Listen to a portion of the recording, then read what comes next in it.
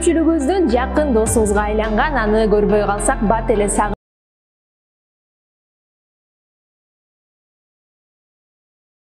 досубуз бар. Бул албетте биздин уюлдук чөнтөк телефонубуз.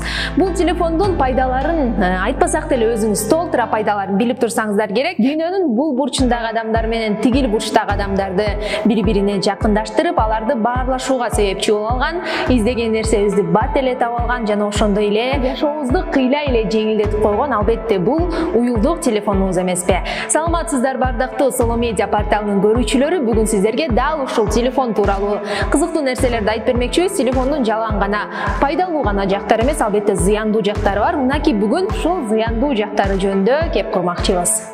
Азыр 21-кылым 2021 жыл дегендей, дал ушул уюлдук телефондорсуз жашообузду элестетүү кыйла эле кыйынга турат.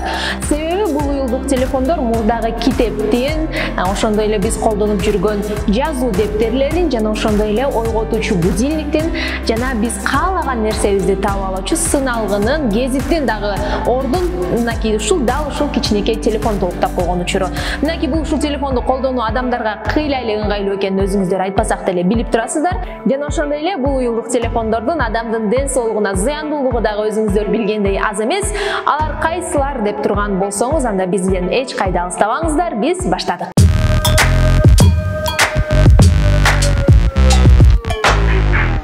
Дал ушул уюлдук чөнтөк телефонубуздун бизге берген зыяндуулугунун эң маанилүүсү жана эң биринчиси эле бул адамдын ден соолугуна тийгизген терс таасири болуп эсептелинет. Бул уюлдук телефондор аркылуу кичинекей аллергиядан башталып, аягы рак менен бүткөн ооруларды дагы өзүңүзгө пайда кылып алышыңыз толук мүмкүн экен.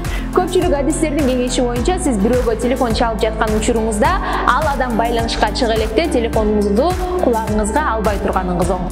Ушул нерсе менен сиз өзүңүздүн ден соолугуңузга, тагыраагы кулагыңыздын угуусуна аз да болсо пайдаңызды тийгизе аласыз.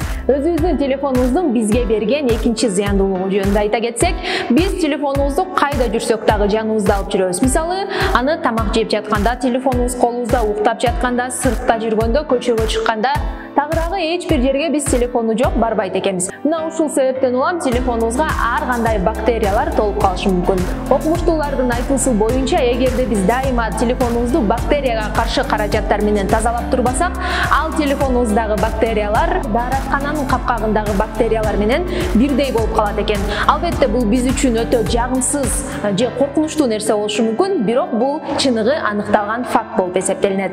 Жана албетте ушул бактериялардан улам биз өзүбүздүн организмибиздеги микробдордун санын көбөйтүп, жана дагы ар кандай денедеги аллергиялардын пайда болушуна, беттеги безеткинин жана ушуга окшош көп нерселердин пайда болушуна алып келишибиз мүмкүн экен. Өзүңүздөр билгендей, көпчүлүгүбүз эле телефонубузду кубаттагычка сайып алып, бирок ошол эле учурда кошо колдоно беребиз.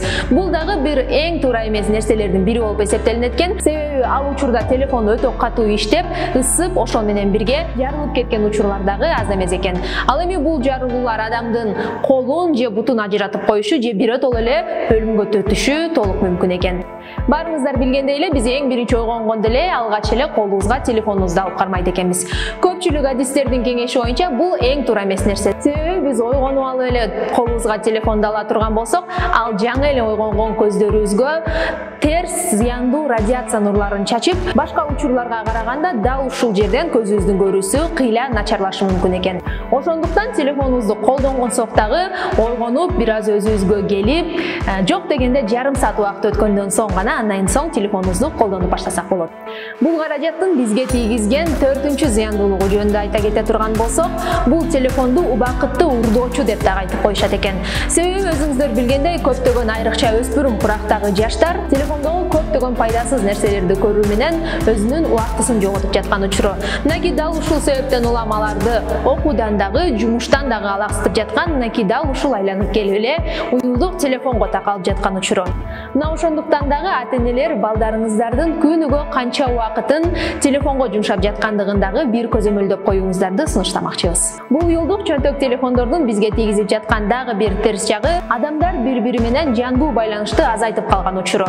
Өзүңүздөр деле билгендей, биз көчөдө кетип бара жатып, башка адамдардан сааттуу суроодон дагы өзүнчө бир уялып калган чагыбыз.